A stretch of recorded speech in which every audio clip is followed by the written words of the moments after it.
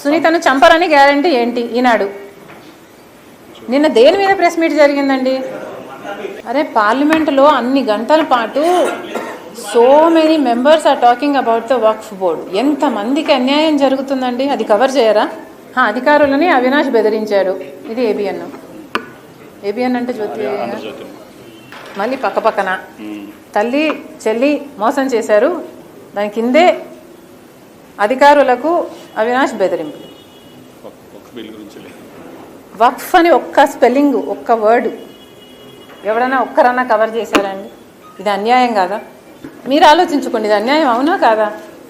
So నేను press meet పెట్టింది ఎందుకు? నేను అవినాష్ గురించి మాట్లాడడానికా? అదే ఎందుకు కవర్ చేశారంటున్నా నేను, అది నా కంటెన్షన్. ఇప్పుడు నేను ఎన్సీఎల్టీ గురించి మాట్లాడితే మీరు అదే కవర్ చేస్తారు. సో ఈసారి కనుక మీరు కవర్ చేయకపోతే పోలవరం, ఇంకొకసారి నేను మీరు అడిగిన ప్రశ్నలకి ఏది సమాధానం చెప్పను. డీలా అటు చెప్పండి, నాకు డీల్ అని చెప్పండి. ఈనాడు ఎవరున్నారు ఇక్కడ? ఓకేనా?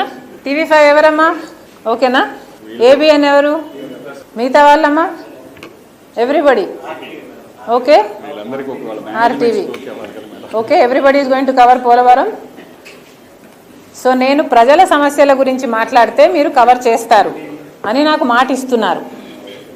ఓకే, నేను ప్రజా సమస్యల గురించి ఎప్పుడు మాట్లాడినా మీరు నాకు కవరేజ్ ఇస్తున్నారు పోలవరంతో సహా. ఓకేనా? ఆ పక్క మీడియా వాళ్ళు లేరు, మీరంతా వీడియోగ్రాఫర్లు.